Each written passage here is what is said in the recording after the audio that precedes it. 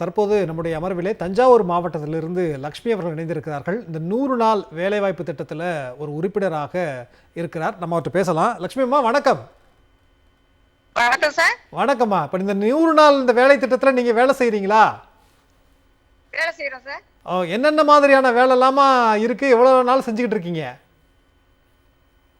First தண்ணி வர்ற time வாய்க்கா வெட்டுவோம். சரிங்க. அப்புறம் தென்னம்பிள்ளைக்கு பாத்தி அனுப்போம். தென்னம்பிள்ளைக்கு ரவுண்டு கட்டி உரம் போட்டு எருவெல்லாம் அள்ளி போட்டு மீண்டும் அதை புளியெல்லாம் தூத்து அந்த வேலை பார்ப்போம் சார். அப்போ பரவாயில்ல, என்னென்ன வேலை இருக்கோ அதெல்லாம் செய்வீங்க இல்லையா? எந்த வேலை மக்கள் பணியாளர் சொல்றாங்களோ அந்த வேலையை அனைத்து வேலையும் செய்வோம். சரிங்கம்மா. இதை நீங்க எவ்வளவு வருஷமா செஞ்சுக்கிட்டு இருக்கீங்க இந்த திட்டத்துல இந்த வேலையை? நான் 10 வருஷம் செஞ்சுக்கிட்டு இருக்கேன். 10 வருஷமா செய்றீங்க. 10 வருஷமா செஞ்சதுல இது வரைக்கும் சம்பளம் கிடைக்காம இருந்திருக்கா, இல்ல இப்பதான் முறையா சம்பளம் கிடைக்காம இருக்கா? எவ்வளவு நாள் கிடைக்கல சம்பளம்? இதுவரையும் நாங்க சம்பளம் பார்த்து இதுவரையும் சம்பளம் இல்லாம இருந்ததே இல்ல. இந்த வருஷம் 15,000 ரூபாய் சம்பளம் எங்களுக்கு ஏறவே இல்லை. எப்பையில இருந்துமா சம்பளம் வரலமா? எத்தனை மாசமா சம்பளம் வரல லட்சுமிமா? இப்ப ஒரு 6 மாசத்துக்கு மேலே எங்களுக்கு சம்பளம் வரல சார். 6 மாசத்துக்கு மேல 15,000 ரூபாய் வரல. ஓ, நீங்க 6 மாசத்துக்கு சேர்த்து சொல்றீங்க? ஆமா.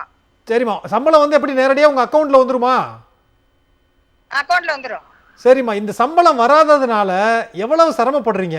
இந்த 100 நாள் வேலை வாய்ப்பு திட்டத்தில் நீங்க வேலை செஞ்சதன் மூலமா என்னென்னலாம் நீங்க வாங்கிப்பீங்க? உங்களுக்கு எந்த அளவுக்கு ரொம்ப பயனுள்ளதா இருந்தது?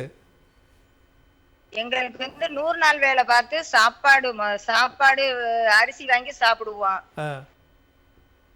பிள்ளைங்களுக்கு பீஸ் இல்லைன்னா யூஸ்ஃபுல் ஆகும், பீஸ் கட்ட யூஸ் ஆகும்.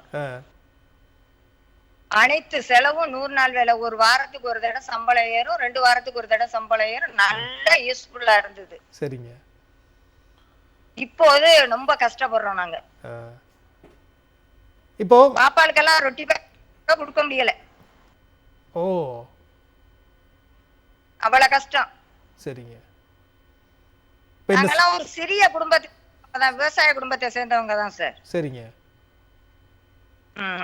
அப்படி இருக்கும்போது இப்படி சம்பளம்லாம் ஏறலைன்னா நாங்க எப்படிதான் சம்பளம், இந்த மாதிரி சம்பளம் ஏறலைன்னா நாங்க எப்படிதான் பிழைக்க முடியும்?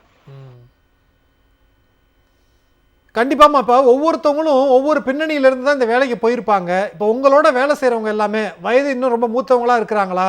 அவங்க வீட்டுல வேற யாரும் சம்பாதிக்க மாட்டாங்க, இதை நம்பிதான் இருப்பாங்க. இப்போ அவங்க எல்லாருமே எந்த மாதிரி சிரமப்படுறாங்கம்மா? இப்ப ஒரு கணவன் மனைவி ஒரு பையன் இருந்த வீட்டை நான் சொல்றேன் சார். எங்க ஊர்ல நடக்கிறத நான் சொல்றேன். சொல்லுங்கம்மா. அவங்க 100 நாள் வேலை, கணவனும் மனைவியும் 100 நாள் வேலை பார்த்துதான் சாப்பிடுவாங்க. சரி. பையன் சாப்பாடு போட மாட்டாப்புல. அப்போது இப்ப 100 நாள் வேலை செஞ்சு அவங்க 2 பேரும் நல்லா சாப்பிட்டாங்க. எல்லாமே அவங்களுக்கு யூஸ்ஃபுல்லா இருந்தது. ஹாஸ்பிட்டல் போனாங்க. சாப்பாடு வீட்டுல சமைக்க முடியலன்னாலும் போய் ஹோட்டல்ல வாங்கி நீட்டா சாப்பிட்டாங்க. ஆனா இப்போது பிளாட்பாரத்துக்கு போயிட்டாங்க.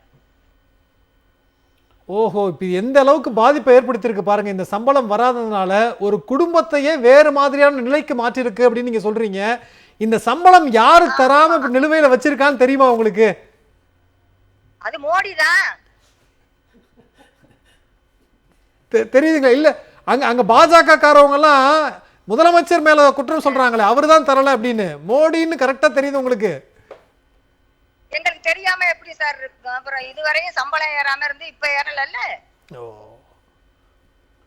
சரிம்மா. இப்போ லட்சுமி அம்மா, எனக்கு ஒரு சந்தேகமா. இதுல பாஜக காரவங்க சில பேர் உங்க மேல குற்றச்சாட்டு வைக்கிறாங்க. 100 நாள் வேலை வாய்ப்பு திட்டத்துல யாருமே வேலை செய்யறது இல்ல, சும்மா உட்காந்துக்கிட்டு பணம் வாங்கிட்டு போறாங்க, எதுக்கு இந்த திட்டம் அப்படின்னு சில பேர் சொல்றாங்களேம்மா. அது அவங்க பார்த்தாங்களாமா? நம்ம கஷ்டப்பட்டு நம்ம வேலை ஆத்துல தண்ணி வரலனாலே நாங்க வாய்க்கா வெட்டி தான் நாங்க தண்ணி கொண்டு போய் எங்க வயலுக்கெல்லாம் தண்ணி பாய்ச்சிற நிலைமையில நாங்க வாய்க்கா வெட்டி தண்ணி பாய்ச்சிடுறோம். அப்படி இருக்கும்போது நம்ம ஆட்சி திமுக ஆட்சியை கெட்ட பேர் ஆக்கணுங்கிறதுல அவங்க சொல்லலாம். நிச்சயமா அந்த புரிதல் உங்களுக்கு இருக்கு. திமுக ஆட்சிக்கு கெட்ட பேர் வர வைக்கணுங்கிறதுக்காக இதை பண்றாங்க அப்படிங்கிறது தான். மோடிக்கு கண்டிப்பா தமிழ் தெரியாது. அவர் நம்மளை சொல்லுங்க சொல்லுங்க. அது ஒரு பொறாமையில சொல்லலாம்ல. சரிமா இப்போ சொல்லுங்க சொல்லுங்க. திமுக ஆட்சியில வந்து மகளிர் உரிமை தொகை வந்து 1000 ரூபாய் போடுறாங்க. அந்த பணம் எவ்வளவு யூஸ்ஃபுல்லா இருக்கு தெரியுமா எங்களுக்கு? ஓ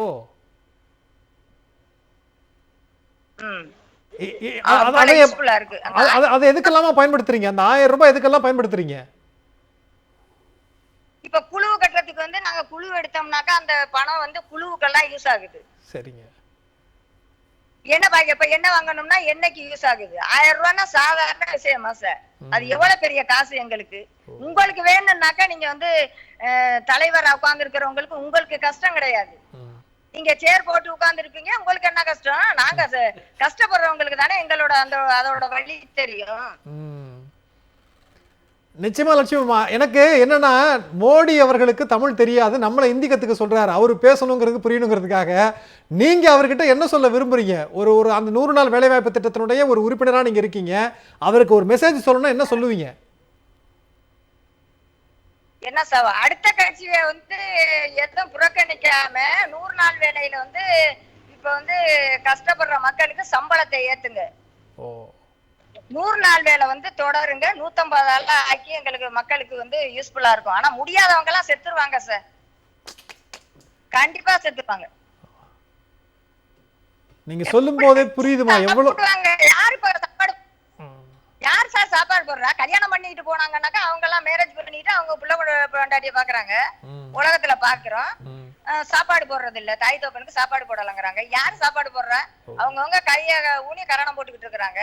அப்ப இவங்களுக்கு வந்து இது ஒரு கஷ்டம் ஓடி பாக்குறாங்க பண்றாங்க.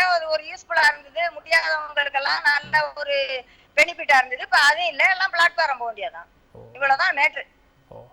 நிச்சயமா ரொம்ப யதார்த்தமான அந்த மொழி நடையில உள்ளுக்குள்ள என்ன உணர்வு இருக்கோ அதை அப்படியே நீங்க வந்து வெளிப்படுத்துறீங்க. இதே நிலைமை போச்சுன்னா செத்துருவோங்க அப்படின்னு அந்த சொல்ற அந்த ஒரே ஒரு சொல் மோடி காதுக்கு விழுதோ இல்லையோ, இங்க இருக்கக்கூடிய பாஜக காரங்க காதுல முதல்ல விழுதான்னு அப்படிங்கிறத பார்க்கலாம்.